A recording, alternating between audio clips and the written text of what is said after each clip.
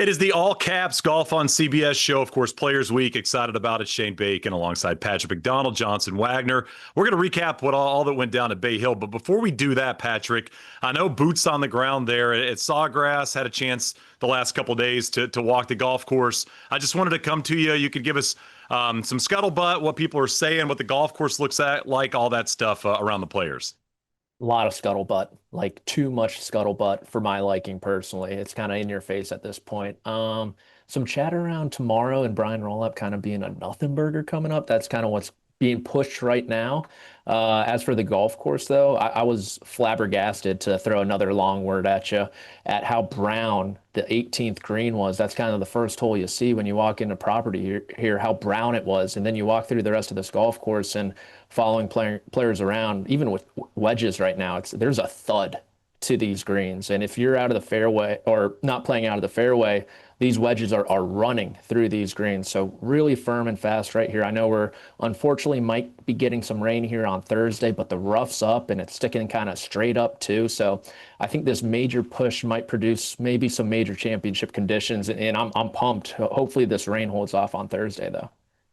Yeah, back-to-back weeks where the golf courses can play difficult. Obviously, Sawgrass can play as difficult as the conditions allow it. Patrick mentioned the rain on Thursday, maybe thunderstorms in the afternoon. Similar conditions potentially on Sunday, but it looks like Friday and Saturday will be nice. Friday winds might get up to 20 miles an hour, which makes the 17th very exciting. But of course, before we get to the players, we want to recap all that went down at Bay Hill. Johnson, it was kind of one of those weeks that felt inevitable. I mean, you think about Daniel Berger and the lead he had, got it to 6 at one point. I mean, we're writing up 5 wins in his career, Berger's back, all those things. Then Akshay just took hold of the tournament on the back nine, made all those birdies in a row. Of course, one of the great shots you've ever seen at 16 leading to that eagle. And then Akshay gets it done in a playoff. It was pretty incredible to watch, and it feels like Akshay's kind of been marching towards this victory all of 2026.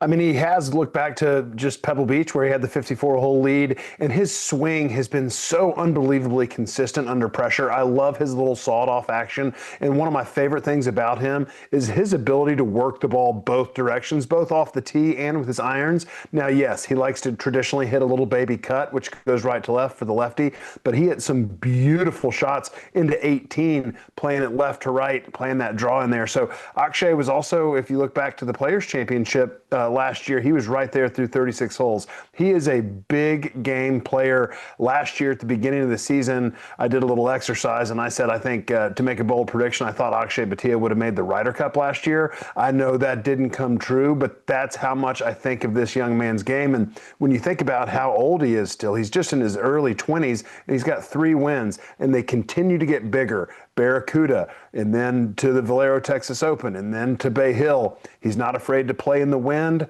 I could talk about Akshay Bhatia and how great I think he's going to be all day long, Shane. I mean, I'll push back a little bit. I don't think anything gets bigger than the CUDA personally, but I mean, I guess we could say progressively, maybe we get a little bit, inch a little bit higher up. And of course, now, like you said, beating on the door, maybe a player's win, at least getting in contention at a golf course that he's played well at before. I mean, Patrick, you've been on this year, because I think there was a time where we loved discussing kind of the older players and the success they've had, the Patrick Reeds and the Justin Roses earlier this year. It's kind of been a young guys run in professional golf over the last couple of months. I mean, we're seeing those guys that are sub 26 really contending and winning right now. It's funny, after Rose's win, we kind of had the opposite discussion of how the game really isn't too young at the top. And then right when we said that, the floodgates seemed to open for everyone 26 and under. Of course, Akshay winning there at Bay Hill, but Goddard's 26 with 2 wins. Bridgman 26 as well. Ludwig's 26. He's showing some signs of life now too. Hit his irons really, really well there at Bay Hill, but getting even younger. Thor Bjornsson has been great. Potgieter had that top 5 at the Genesis Invitational. Rio as well. He's a super young player as well. And so I know Siwoo Kim won this championship almost a decade ago at age 21. I don't think that record is going to be broken this week, but I would not be surprised if some of those young guys are in the mix because, like you said, Shane, they are starting to kind of take over the game right now. And I mean, Patrick, I mean, I know we're talking about Bay Hill, but you think about Puerto Rico. I mean, you have Blades Brown pushing near the top of that leaderboard. John Daly II played great in his first ever PGA Tour start. I mean, there are hungry young players. And Johnson, something I've talked a lot about. I mean, as you kind of focus in on the young players, Akshay obviously taking a different path, turning pro right out of high school. And I mean, he's got more than 100 starts now under his belt with those 3 victories. PGA Tour U is keeping the young players around college a little bit longer. But I think the exposure on TV and the invites into PGA Tour events, like that comfort level of the young player seems to be working in their favor as they start to get to that big stage, feeling like they can compete, contend, and potentially win on the PGA Tour in their first year and their first go around it. Used to be back in my day, rookie year 07, played the Korn Ferry Tour for 4 years before that. You had to pay your dues as a golfer. Yeah, and I'm coming out there and trying to learn from David Toms, from Jerry Kelly. These young guys are coming out ready to win. And it's just like you said, Shane, the college golf program is way different than it was back in my day. They've got fitness plans that are built for golf-specific workouts, not the assistant football trainer running us fat golfers around in the offseason. They've got TrackMan. They've got all this technology. They've got diet. They've got, I don't even know, nutritionists. They've got nutritionists telling them what to eat, how to stretch, and all these plans are so specific for that player. So when they turn pro, they come out with this team concept sort of in place, the team around them that they build, not just agents and caddies and significant others anymore. There's a lot of people involved in making these young players great. Wags, Patrick, Go ahead. did Patrick. Bud Foster have you doing Oklahoma drills back in your day, or what? we had this little guy, his name was Anthony. I can't remember his last name. And he was like 5'5" and built like a wrestler, like a heavyweight wrestler. And he had us maxing out every day doing bench press. I could do 1 pull-up by the end of it. So that was pretty good. You're like, I don't think the bench press is helping me with my short game, but sure, I'll put up whatever you want. 185 a couple times. Patrick, is Colin Morikawa back? Like, are we back at this point? It's crazy. Like a month ago, this guy down in the dumps. I think the argument could be made he might be the most confident golfer in the world right now. Like there's some questions at top of the game right now. Rory's injury, Scottie Scheffler's iron play hasn't been as sharp, but this guy, he's walking differently. He's holding himself differently. And I think even without having an elite short game, we see him pull that putter a lot, pull that fairway wood a lot from around the green. He's proving right now that his ball striking is good enough that he doesn't even need an elite short game to contend in the biggest tournaments in the world. Yeah, it just feels like, as you said, the confidence is kind of back to where it was a few years ago when he was, walking around strutting about the best iron player in golf. And then, of course, Scottie comes around and Rory does what Rory does. But to your point, Patrick, and I think it's a great point. I mean, those guys aren't having the year I think they were looking to have. Obviously, now Rory with the injury. We'll talk about that in a bit. But if you're Colin Morikawa, maybe you're looking at 2026 like Xander did a couple years ago. This is my year. This is my opportunity to kind of take control back near the top spot and maybe have a better season than Scottie Scheffler. We'll get into, obviously, Scottie and Colin, the Rory injury, and we're going to dive deep into the players. We've got what do we got? We got not just a power ranking, but I mean, we're going like layers deep on the field. Pyramid time for Patrick McDonald. Stay right with us. It's the Golf on CBS show.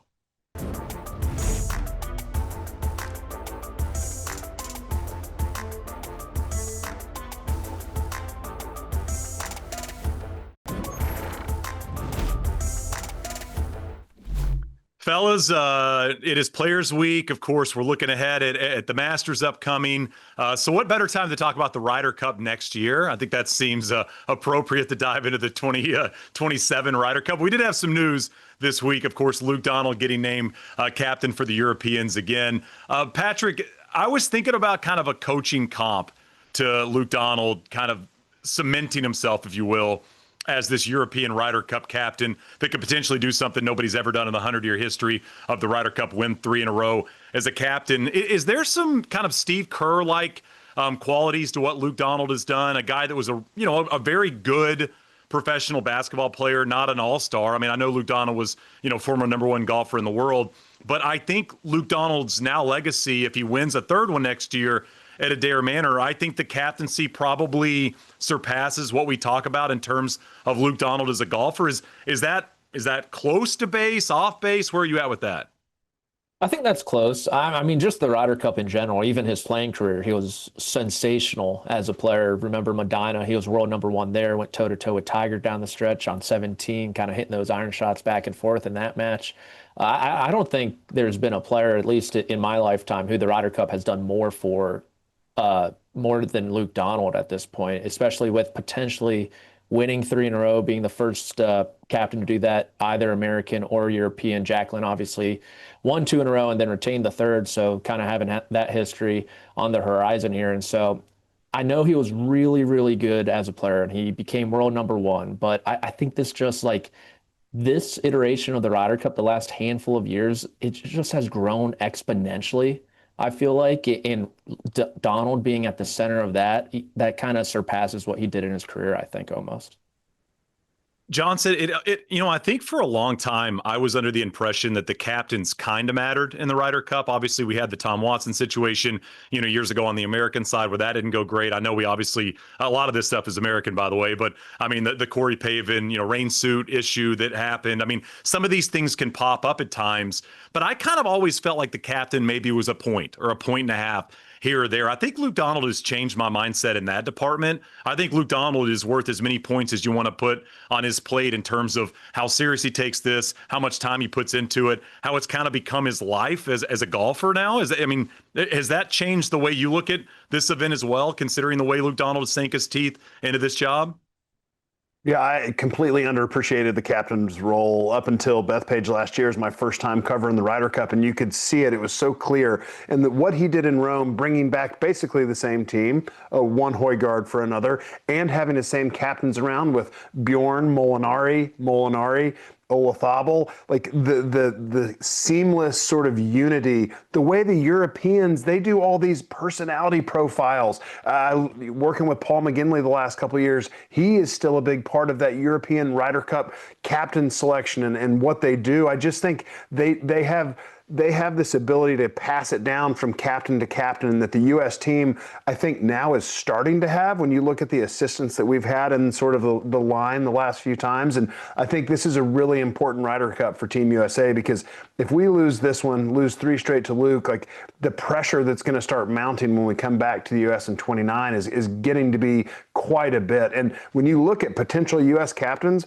we're in a real void of Tiger Woods right now. I think once we get the Ricky Fowlers, the Justin Thomases, and the Jordan Spieth, we're loaded for captains going forward, but we're in this void that we have to handle now.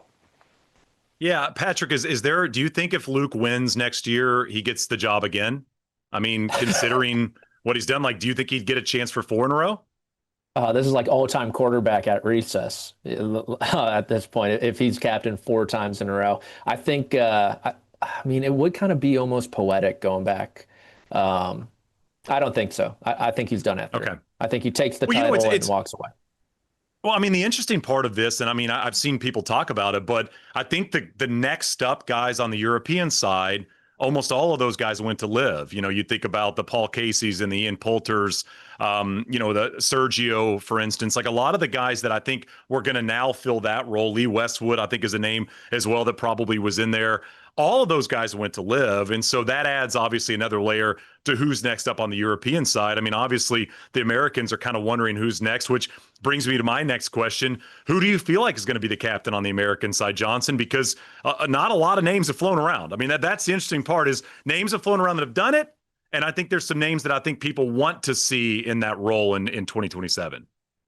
So, I mean, I think we all said that we thought Tiger Woods would be the next one. He obviously has been given the soft ultimatum of the Masters week. If it's not him, I really think it needs to be one of two guys. That's Webb Simpson or Brandt Snedeker. And for me, it's going to be Brandt. He's been a part of the U.S. captain structure since the Royal Montreal President's Cup. He was there with Keegan last year. He's the current captain of the President's Cup at Medina this year. And I played a lot of golf with Brandt back in the day. He was the first one back in 2011 to really dive into analytics. He found this guy, Mark Horton, an English sports bettor, that really broke his game down and was able to like tell him, hey, your short game's so good, you need to push it up on every par five as close as you can. And I think Brandt, having that background, having done that for so long, he's going to bring a different perspective to that U.S. team as far as analytics. We need that Dodo Molinari sort of we're going to get psychologically into these guys. I'm going to break them down my way, not just what Data Golf says or whoever says.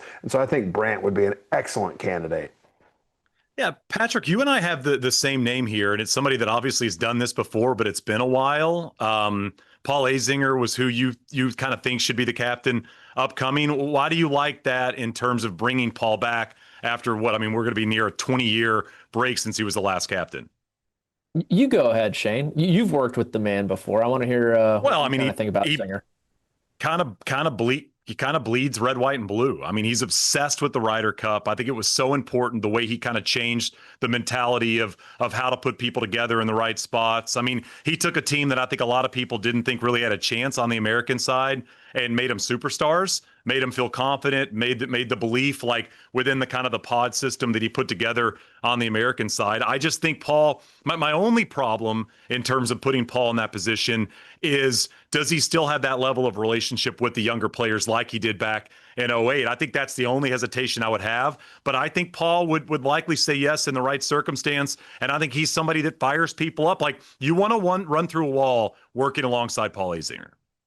I mean, he cracked the code. He wrote a book about cracking the code, and they just threw him aside. Unlike what Johnson said, how the Europeans brought back old captains and all this experience, the U.S. team just does not do that for whatever reason. And so I agree with Johnson. I think continuity is huge. I like Zinger a lot. I would put DL3 in there. Remember, he made that winning putt at the Belfry, the last team to win in Europe. If Tiger would be a vice captain, he worked under DL3. I think Sneds needs to be in the mix as well. Maybe Keegan too, get some continuity in there.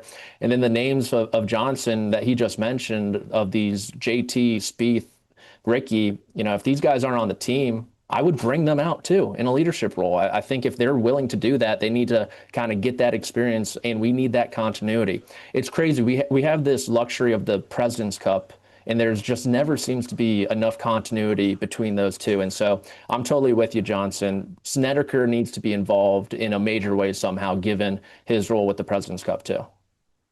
Yeah, I mean, and Patrick, the thing with Zinger, go ahead, Johnson.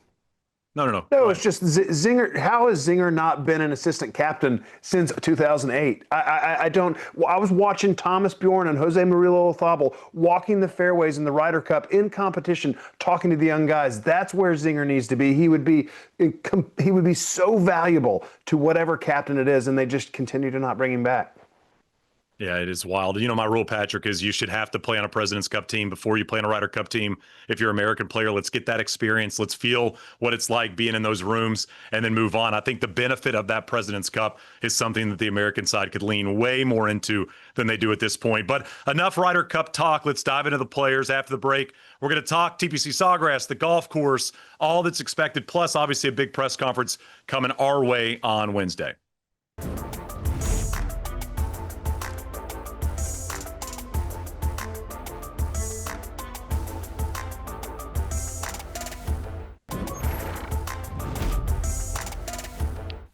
Back here on a Tuesday, Players Week should be exciting. Excited to see what the golf course presents and the weather and all that stuff. Patrick, before we get to the golf, though, we're going to have a big press conference on Wednesday. You hinted at it in the first block, talking a little bit about what we should expect when the PGA Tour starts to dive into potential schedule changes and what 2027 is going to look like. But, I mean, Patrick, you're talking like 1,000 people gonna show up for this presser. You're going to be there as well, I'm sure, front and center.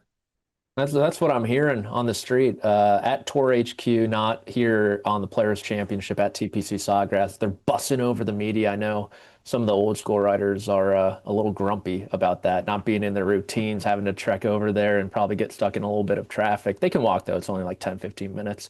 Yeah, and a lot of people are thinking maybe the change of the PGA Tour is being announced this week. I was talking to some people, too. They don't think Rollap's going to kind of overshadow this golf tournament with a bunch of those changes. An agent told me he's thinking more 2028 as well. So I'm kind of in the middle. I'm going in with an open mind, and I'm thinking a lot of consulting terms could be tossed out there. Synergies, scarcity, that's a big one.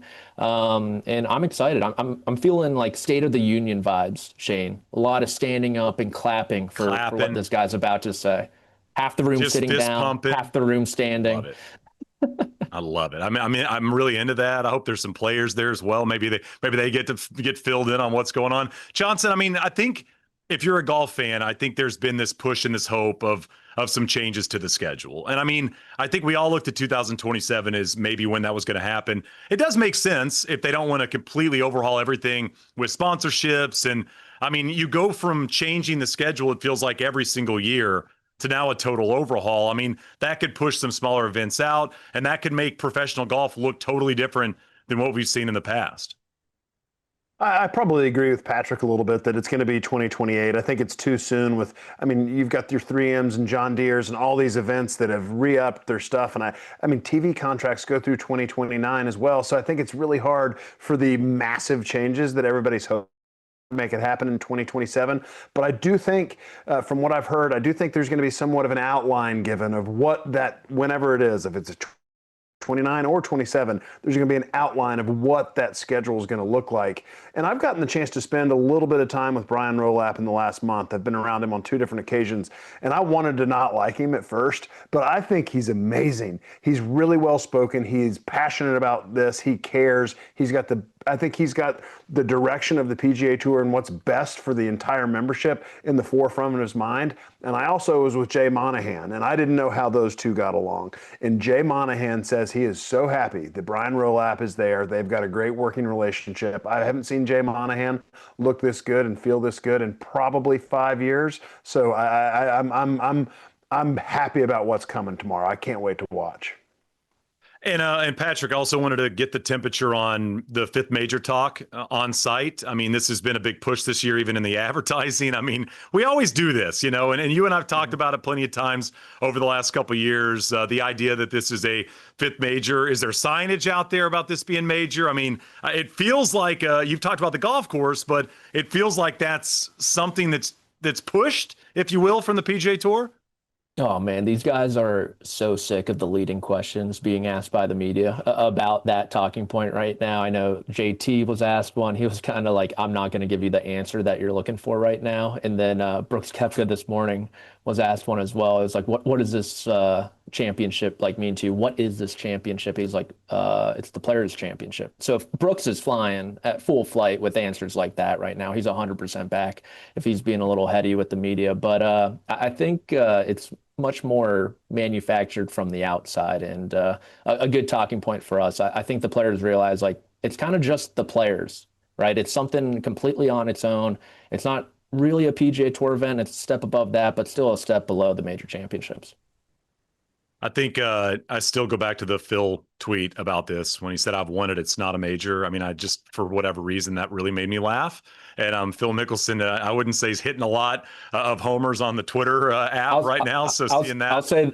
I'll say this about Brooks's presser. He was asked if he won this, how many majors would he have? And in vintage Brooks fashion, he goes 4. And then he's like, wait, actually, I think I have 5. Unbelievable. He knows he has 5. Come on, Brooks. What are you doing here? You know, you got 5. I mean, Johnson, this was the U.S. Amateur. You know, I mean, we had the U.S. Amateur as a major, and then it's not a major anymore. I guess, you know, when you're in golf, things can change, but I just don't think you can go digging and pull something like this out and then call it something that it hadn't been historically. And then, of course, what do you do? We talked about this a few weeks ago. What do you do to pass history in terms of players' wins? Craig Perks now, as he announced on PGA Tour Live, as you know, our walking major winner, Craig Perks. Like, what are we doing here in terms of the history of this event? I just, I know it'll be a talking point. I know we'll hear about it. But to me, like Patrick said, it's still just the players. It's the same thing every year. I remember my first Players' Championship was 2008, and anybody from the PGA Tour player relations staff said to all of the players that were playing, if the media asks you if this is a major, you say yes. And we're all like, wow, we can't say that. So this has been going on for probably way longer than that. I remember when they changed the trophy from the beautiful crystal trophy to the golden swingman. They wanted that to be the thing that put them over the top of becoming a major. The tour has been pushing this for as long as I can remember. It is not a major, but it's darn close. It is a wonderful event, probably one of my favorite events I've ever played in. So I just wish they would be happy with where it is and quit trying to make it something that it's not. Because if it were a major, I believe we'd have John Rahm, Brooks Koepka, and a few other guys. Maybe Patrick Reed would be playing this event because they're top 50 players in the world. Golden swing man, you know, just stamp it on the trophy right now. Move aside, golden boy. Gold boy, you're out. Golden swing man, you're in. What about the golf course, Johnson? Because I know it likely is going to play maybe a little tougher than what we've seen over the last couple of years. I mean, I feel like it's a golf course that we expect to be very demanding. When it's soft, it's not so demanding for these players, but a lot of different golf shots off tees, a lot of different shots moving it both ways. Yeah, and with the added rough a little bit, I think they're expecting over 5 inches come the weekend, not after they cut it yesterday, and there's not going to be any more of that. It's a strokes gained approach golf course. We all know that. This is the most important stat is who hits their irons the best. You've obviously got to be in the fairway, but Colin Morikawa's hitting his irons really nice right now, Patrick. I know. I'm a little concerned with my Xander Schauffele take because his iron play has not been stellar. And I was telling you guys, the first swing I saw was a one-handed wedge on the driving range, which with how much stock I have, I'm looking for, some loans potentially to get out of this hole. Do you have to like go for a walk after you saw that? You're like, this isn't what I wanted to see, man. Oh, Fresh off my plane. Yeah, literally, I just came back to the media center, had a couple cookies to settle me down. Yeah, got to get that blood sugar where you need it to be after the one-handed swing from Ole X-Man. It is one of the great back nines in golf. I mean, we talk a lot about that around Scottsdale. Very similar here to me at Sawgrass with kind of the mixing of the par fives down the stretch, and then you get obviously 17, one of the most famous par threes in the world. It's exciting. We're going to continue the talk of the players, the golf course, and some of those players that we think have a really good chance at winning this thing after the break. Golf on CBS show on a Tuesday, Players Week. Maybe a major, maybe not. Who knows?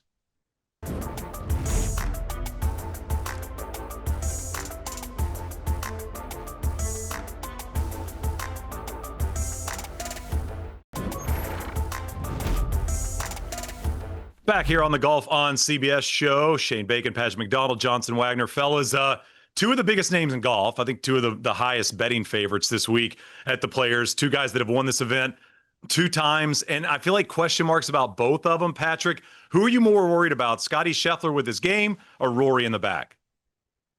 Well, I would say probably Scheffler before this Rory news of not showing up until tomorrow.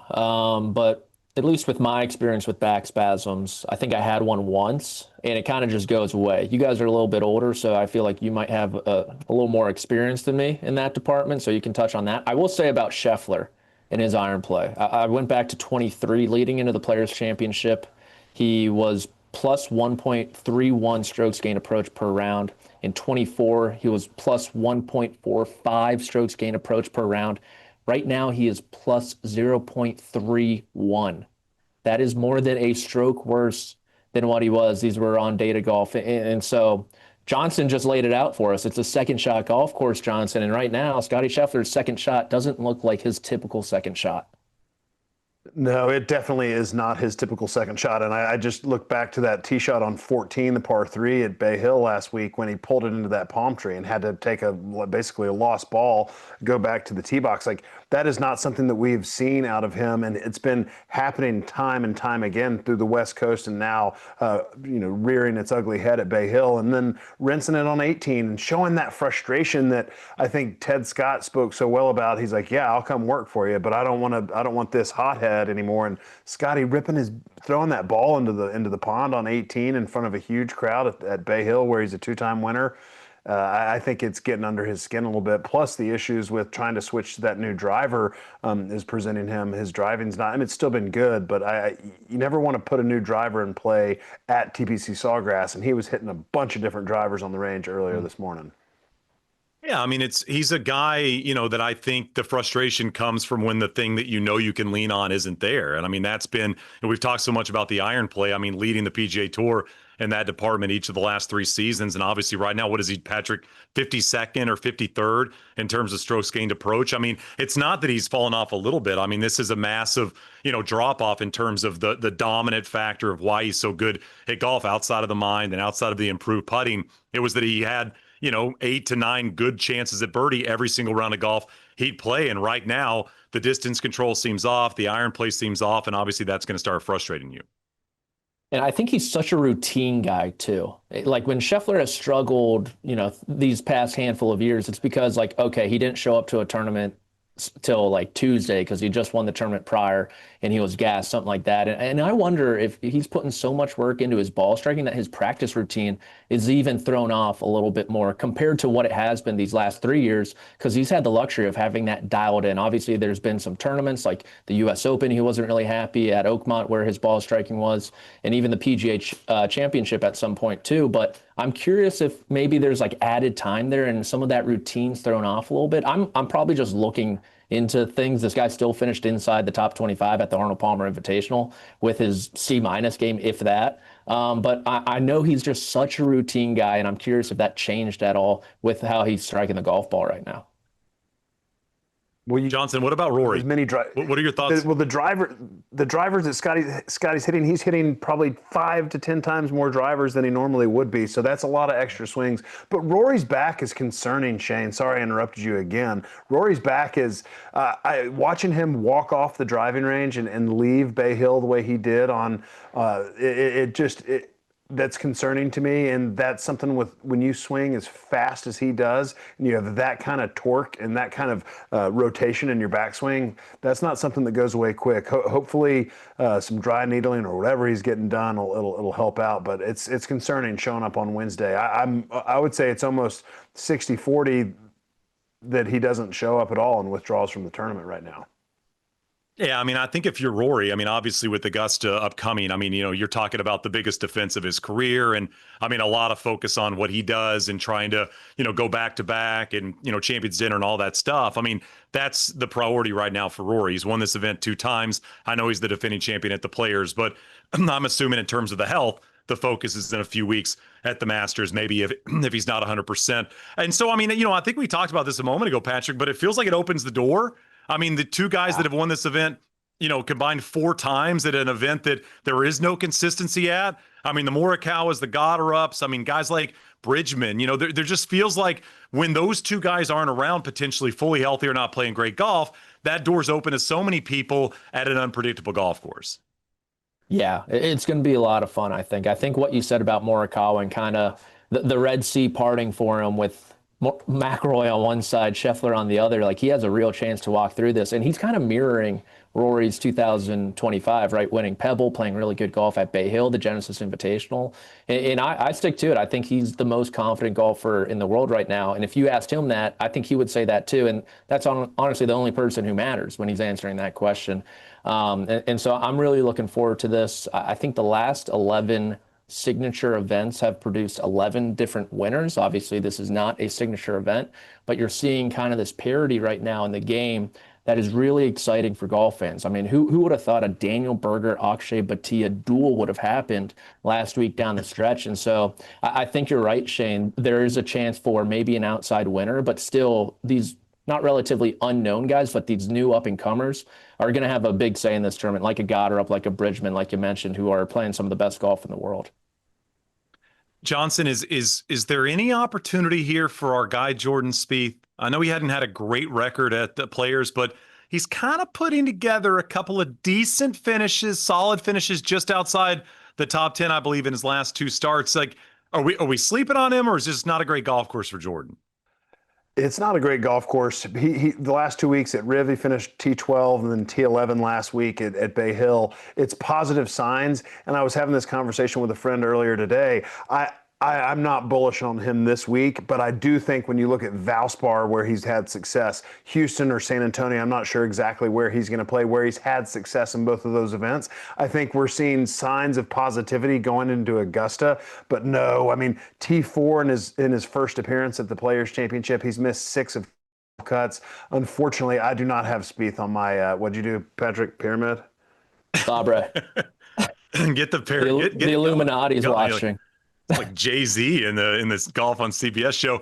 Patrick, I'm a little confused at the Justin Thomas return thing. I know he wanted to get back to golf, but you're talking about a guy in JT that returns at Bay Hill in the Players. I wouldn't exactly say 2 great golf courses when you're not the best driver of the golf ball. Interested to see what JT does this week after obviously struggling at Bay Hill.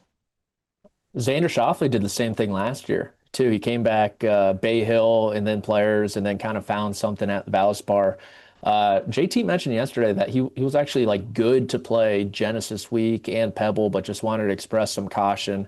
And then he thought about playing the week before at the Cognizant Classic, which, I mean, it's just like brutal coming back to Florida golf, right? Like you want to come back to nice wide open fairways, something like Memorial Park where Minwoo Lee hit it everywhere last year and won. Obviously a little too late in the calendar, but like coming back to Florida, you're going to shoot really high scores. And he obviously did that last week. I think, unfortunately, we might be seeing like 150 shots on feature groups from JT this week if he doesn't figure out something fast. But I totally forgot he shot the course record last year too. Yeah, didn't do him any favors with the grouping, man. I think if I'm Like JT, 80, I'm like, 60. I'm like begging, like, can you just put me with two dudes and you don't have to show me on Thursday, Friday. Just let me like get back in the groove of playing. Well, it is officially time for this. We're going to take a break. And then Patrick, give it to me one more time. We're going to come back and do a little pyramid talk, and we're going to kind of layer the players we think will contend and potentially win, and some outside chance at getting in the hunt and maybe winning a players. That coming your way as we kind of wrap up our players preview and get you set for TPC Sawgrass.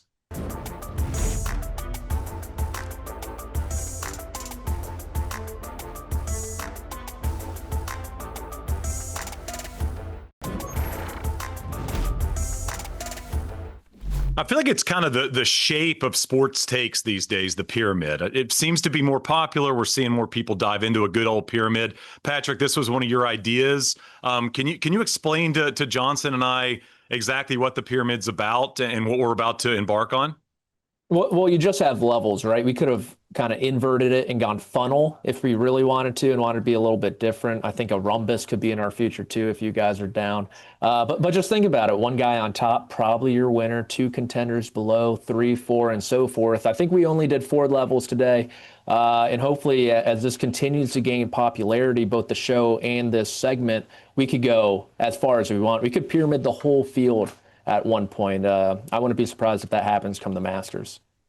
All right, well then kick us off. I want you to start in your little pyramid world, and you could run us through some of the names that you think has a chance to make a little bit of noise this week down there in PJ Tour land.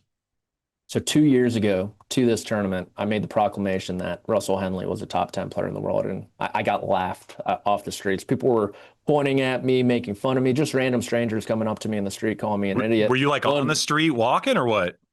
Yeah, walking, driving the Rust bus occasionally, part-time job.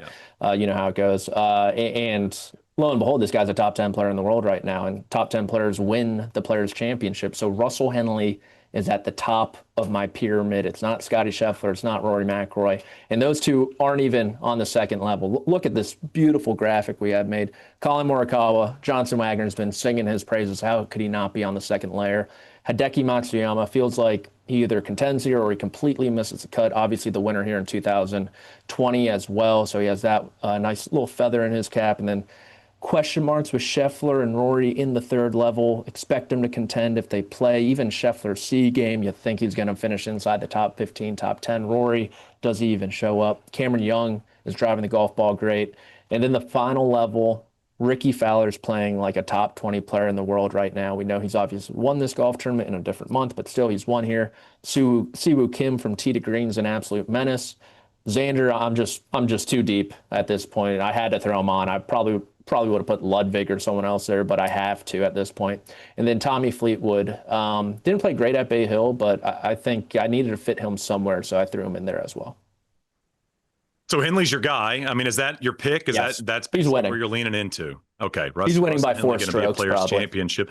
You know, Johnson. It kind of. I know that there's been a bit of a shift in terms of who wins the Players, but it feels like historically a Henley type of player would have success here. I mean, you think about how often Jim Furyk was in the hunt. I know he never won at Sawgrass, but how often he'd kind of find himself in the hunt. I mean, Sergio, I think, is kind of a player you could probably lean into. Plays tough golf course as well. Really good iron player. Feels like Henley kind of fits that mold a bit. He does. I mean, an incredibly accurate driver of the golf ball, good iron player. Short game's gotten better, putting's gotten better. He's just so streaky when it comes to that putter, and I feel like a guy of his distance needs to be hotter more consistently with the putter to win around here, and that's why he has been left off of my pyramid. On the What? pyramid. Not on That's Johnson's egregious. pyramid. Listen, there's not a lot of spots, Patrick. You can only put a few people on here. Johnson, our graphics department has put together these incredible pyramids. So your turn to dive into the world. Well, I've got Morikawa sitting on the top. I think I did the pyramid wrong, but it looks like our wonderful producer, Josh Molinex, got it figured out for me. But I've got Colin Morikawa. It's a second shot golf course. He's playing some of the best golf of his life. You remember it all kind of went downhill here for him Monday here last year. He's come full circle, and he's back. Chris Goddard, when you look at the way he's played different golf courses, I mean, winning at Sony, winning the Scottish, winning at Phoenix, he wins on different golf courses, and that's because he can shape it both directions. He can hit it low, he can hit it high, and with his distance, he's not going to have to hit drive golf course. Jacob Bridgman has been playing so good. I just absolutely love this guy's game. Another one that fits sort of like a Russell Henley fits to this golf course. Again, I'm with Patrick on Scheffler and Rory. They're just a little bit down with those question marks, and that's why I've got Akshay where he is. I mentioned Goddard can work at both directions. Akshay does the same, both off the tee and with his iron play, and with the way he's been putting. If he can continue, that'll be amazing. Ludwig Oberg makes my pyramid based on that performance he had at Bay Hill. I'm with you on Xander. He's always got a chance around here. Jake Knapp's been hot, a little bit concerned about the withdrawal from Bay Hill before the tournament started, and I got to put Tommy Fleetwood up there. Morikawa, Fleetwood, Bridgman, Henley, those are the type of players that you think fit TPC Sawgrass. I'm with you. I don't see how Colin Morikawa doesn't win this week. It just feels like a perfect situation and scenario for him. He's atop my pyramid as well, Johnson. Just, I think if we had like a stamp of approval every year that we could throw on somebody we truly think is going to win, and like maybe we get one or two a year, this is the most confident I've been this season in terms of picking a winner. He's atop my pyramid. I think Colin Morikawa is going to get it done. I mean, you kind of dive outside of Morikawa. I've got a lot of similar names there. I think our third row, Johnson, is the exact same. A name I haven't heard from you guys is Min Woo, who I like the way he's playing this year, and I like the way he's played this golf course in the past. I mean, it seems strange that he's played well at Sawgrass, considering not the straightest driver of the golf ball and the fact that distance doesn't really matter around here. But Min Woo's had a top 10. He played solid last season as well, and he's playing some great golf in 2026. So Henley on my list, Hideki's there, of course, the unofficial winner back in 2020. But to me, it's Colin Morikawa's week. I just feel like he's coming in, to Patrick's point, extremely confident, playing great golf, iron play is exceptional, and I think there's a chance he might win this thing by 4 or 5 shots.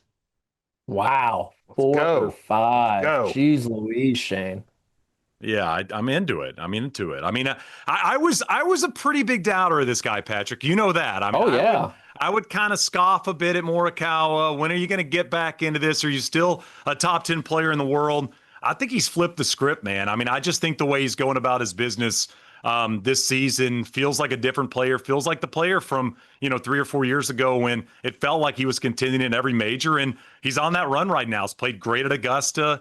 Obviously coming off a win this year. I mean, I just feel like even the Bay Hill experience, I know he didn't get the win, but the fact that he played that solid around that level of a golf course that demands those types of golf shots, I think I'm pretty confident with Mr. Morikawa.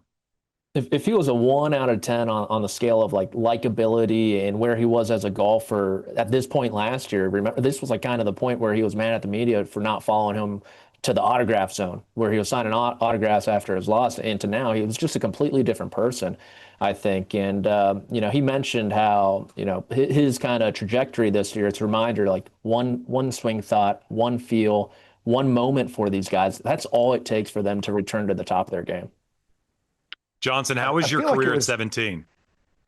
Honestly, it was incredible. I'm the career leader in stroke average with over 20 rounds. I never hit the ball in the water.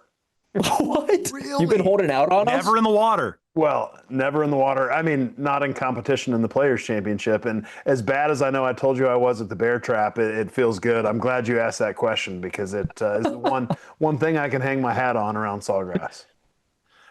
We We need to have like the Johnson stat of the week every week, where like something you did on tour that we can promote and sing the songs of. Well, we got Henley as a pick and a couple of Colin Morikawa picks as we get set for the Players.